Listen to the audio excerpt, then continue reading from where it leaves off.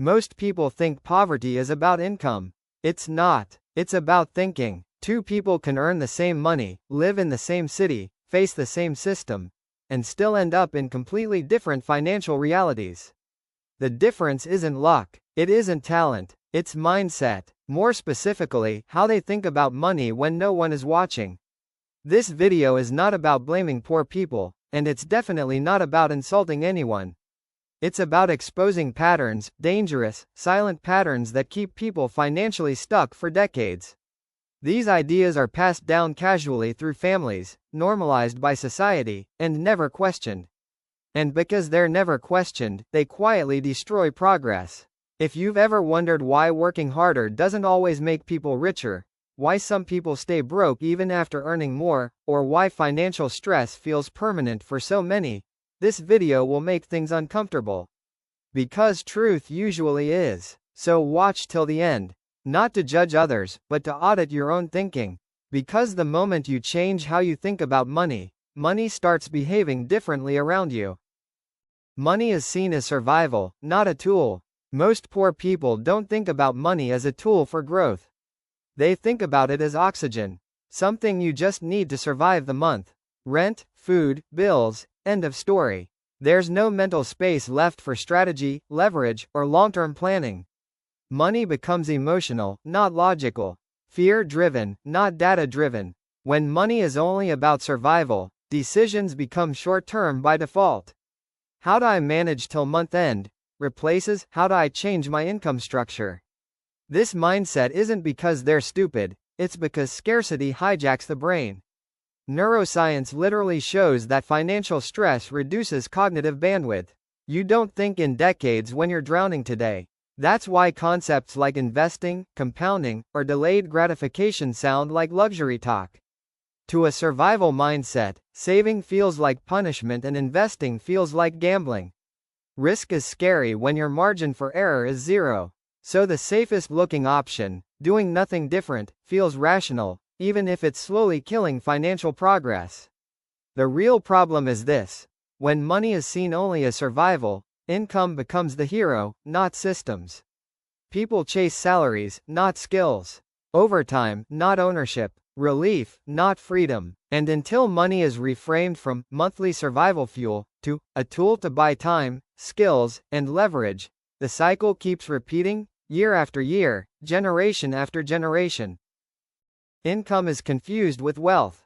A very common poor money mindset is believing that earning more equals becoming rich.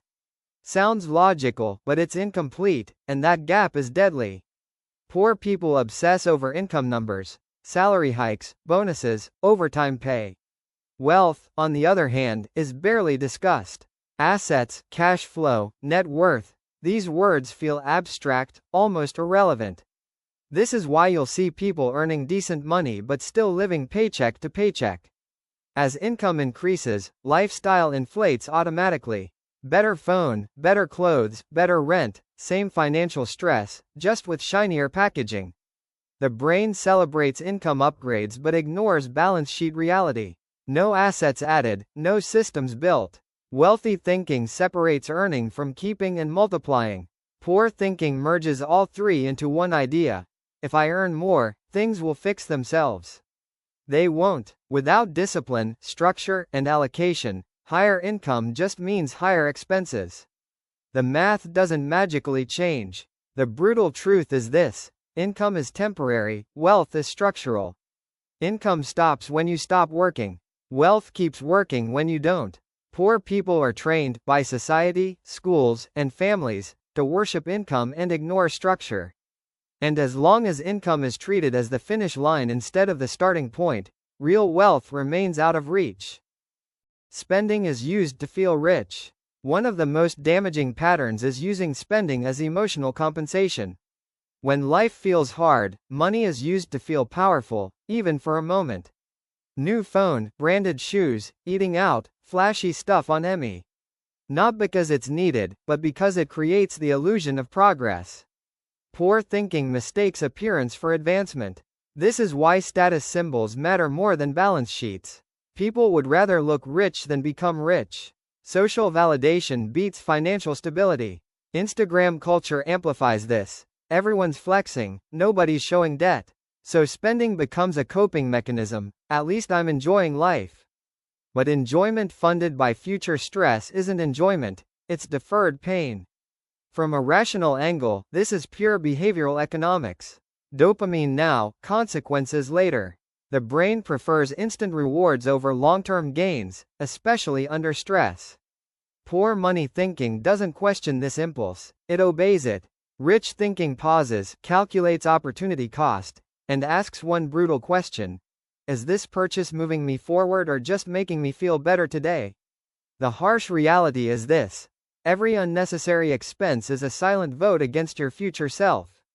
Money spent to impress others steals time from your own freedom. Until spending is aligned with long-term goals instead of short-term emotions, income, no matter how big, will keep leaking out like a broken bucket. Debt is normalized and justified. In poor money thinking, debt isn't treated as a red flag, it's treated as a lifestyle feature. EMIs are seen as normal. Loans are seen as tools to enjoy life now. If something is affordable monthly, it's considered affordable. The total cost, interest, long-term drag, completely ignored. This mindset flips logic upside down. Instead of asking, can I truly afford this? The question becomes, can I manage the EMI? That's not financial planning, that's slow self-sabotage. Debt feels harmless because the pain is fragmented into small monthly cuts, not one big hit.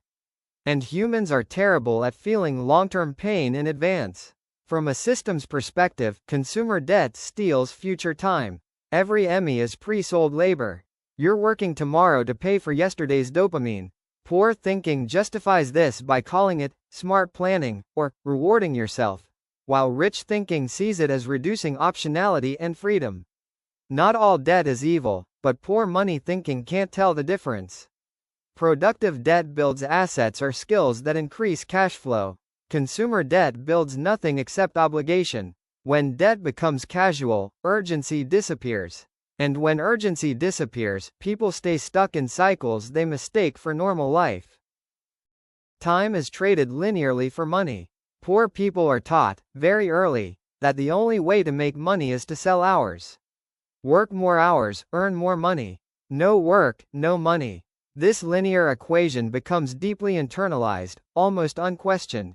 Time equals income. That's it. End of thinking. This is why job security is valued more than skill leverage. People fear income loss more than stagnation. A stable salary feels safer than an unstable opportunity, even if that opportunity has upside. Poor thinking optimizes for certainty, not growth. Predictable mediocrity feels better than uncertain progress. From a rational lens, this is a massive bottleneck. Time is finite. You can't scale hours. Once your day is sold, it's gone. Wealthy thinking looks for nonlinear models, skills that compound, systems that run, assets that earn. Poor thinking stays trapped in linear labor because it feels familiar and socially approved. The dangerous part? People start defending this trap. They say things like, at least I'm honest, or, business is risky. But risk already exists, just hidden. Inflation, layoffs, health issues, all can wipe out linear income instantly.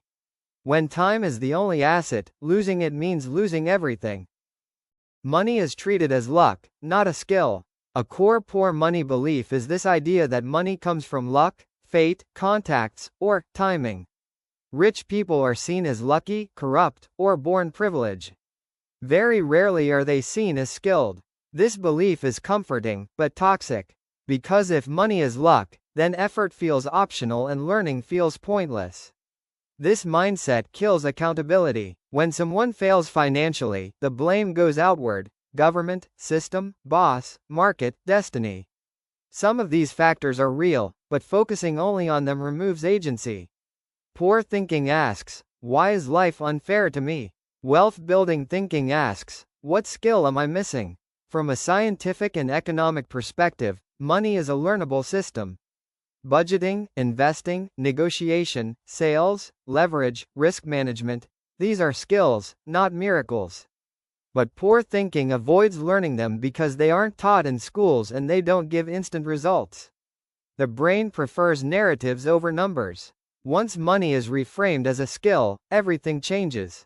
Skills can be practiced, improved, scaled, but as long as money is treated like a lottery, people wait instead of build.